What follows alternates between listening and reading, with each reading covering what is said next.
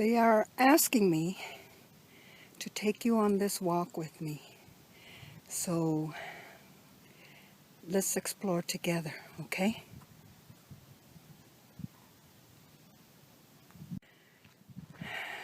This is my beautiful desert that I love to go explore and walk upon. I never know which direction I'm gonna head out in it. I just kind of follow my guidance and see where the wind takes me. Looks like we have a little challenge here with some kind of a little arroyo. Let's go this way.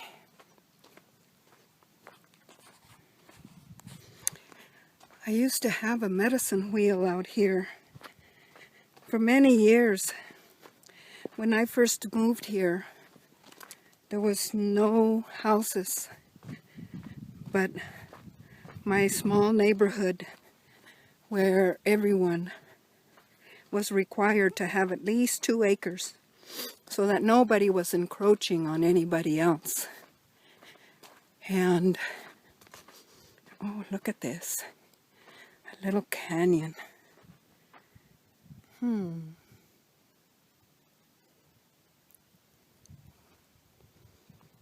Wow, look at this tree. What is this? I've never seen this. Looks like some kind of mesquite. But it's not the regular mesquite, but it has the spines. Look at that. It's beautiful. Just beautiful. Let's not go down in this canyon. Let's walk up this way and not get stuck by this beautiful tree.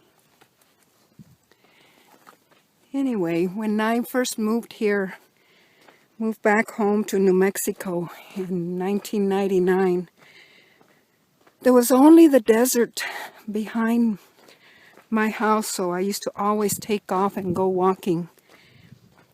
And I had a medicine wheel that I did way out here that lasted for many years. I would come out and do my meditations and my connection with Earth Mother and Holy Spirit. And since then, I don't know if you can see the houses in the distance there. There's so many houses, and the city has caught up with me. I have a small piece of land, which is 3 acres, that I wanted more, but the home and the area that called me, that's what it was, 3 acres. So that's where I am sitting right now. That is the part of Earth Mother that I am taking care of and in charge of. For we believe that we cannot own Earth Mother. We are here as caretakers, not as owners of her.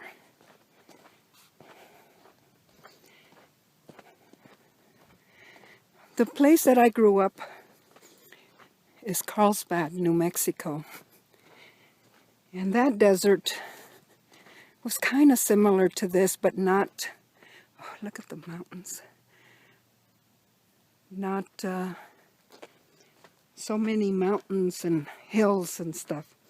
It was more of a flat land because Carlsbad sits inside of a crater where a huge meteor hit some time back. So it was very flat. So what I love about Las Cruces is that it has a lot of hills and mountains around it, which I love. I love the mountains.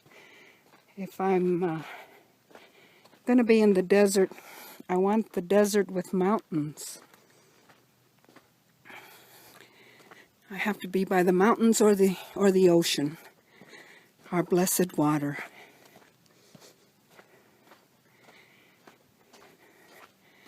This is a new direction that I've come, and I usually end up on the other side of this little arroyo, this little wash. So, this might be a good place to go down, or possibly over heather. Over heather.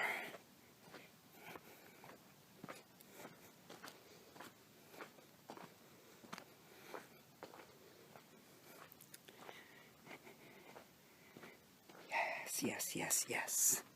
It's kind of slowly slanting down for me. Oh, look at these yuccas, how beautiful.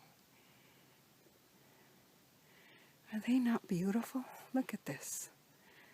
Look at that one over there. And there's the wash that I'm following along.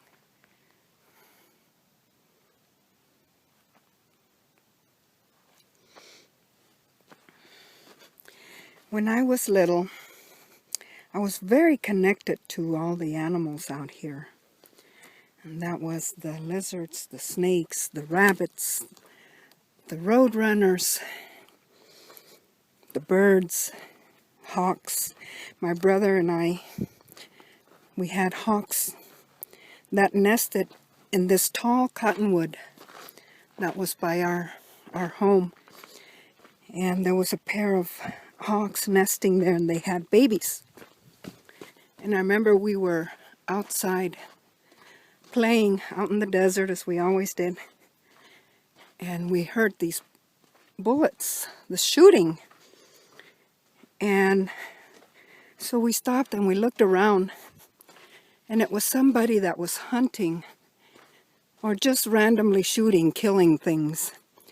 And we saw them kill those two beautiful hawks.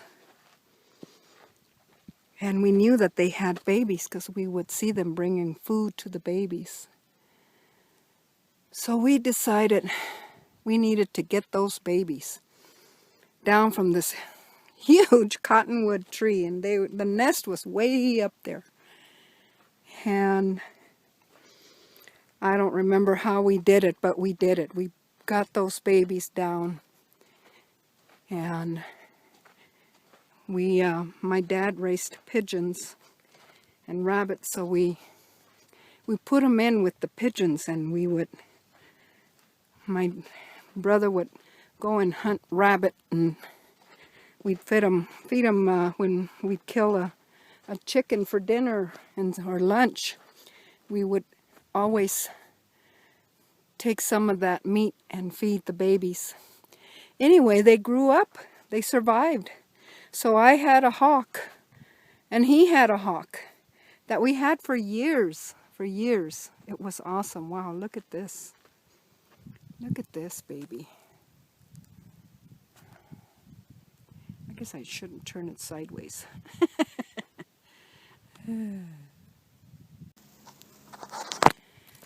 Anyway, we each had a hawk that we raised to adults. And we trained them to come when we whistled. And that was so awesome. And so I was always very close to the animals. And I thought everybody was.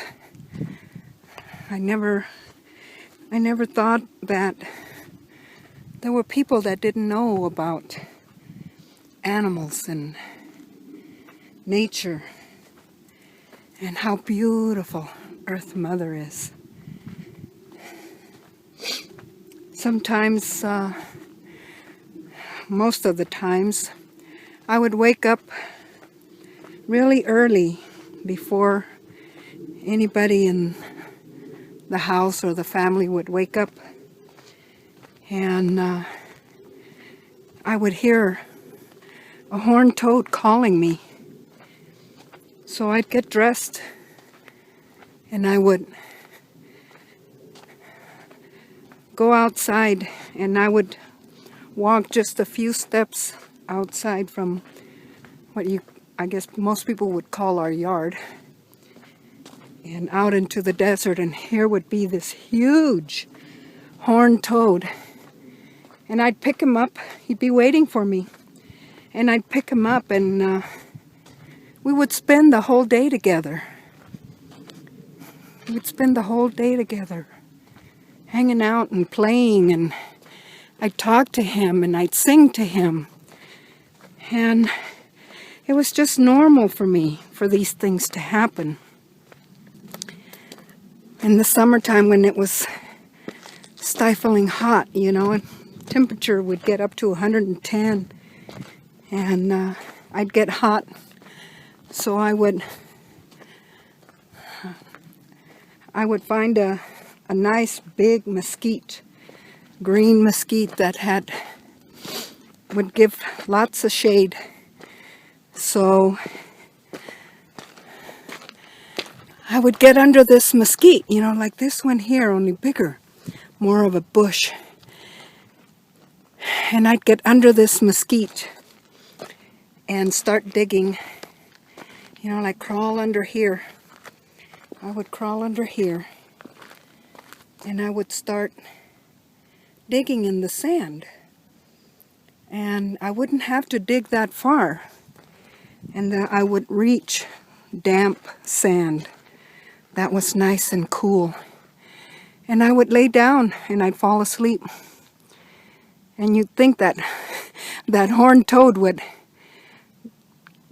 take off and escape. But I would fall asleep, as I was falling asleep, here come the coyote would come by, and I'd say hi to him, and or her, and I'd be singing to them, and here come the quail and the rabbits, the jackrabbits, our wonderful tortoise. I loved the turtles. They would come by, and I'd talk to them and sing to them. And next thing I know, I'd be waking up because I'd fall asleep. And I'd look around thinking that the horned toad would be gone, and nope, there he is, waiting for me. And I'd pick him up, and I'd start the slow trek back home, where I would hear my mom hollering, "Yolanda! Yolanda, ¿dónde andas?" Hollering, "Yolanda, where are you?" And I knew it was time to get home, time to help with the cooking, the laundry, the changing of diapers, and all of that. Because that's what families did back then. Everybody chipped in, everybody. And what a blessing it was. What a blessing. It was a hard life, but it was a good life. A blessing. So I feel very fortunate. Hope you're having a good day. Aho.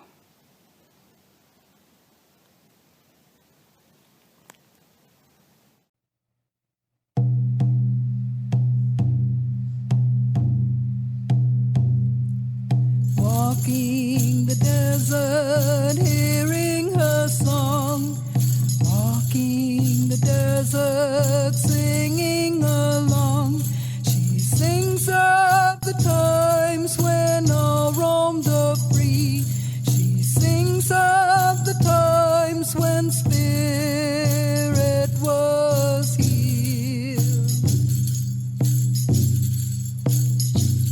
I remember as a child walking in the desert, the cool morning dew that hung on the cactus, the flowers, the heat waves of the day, like pools of water before me that I could never reach.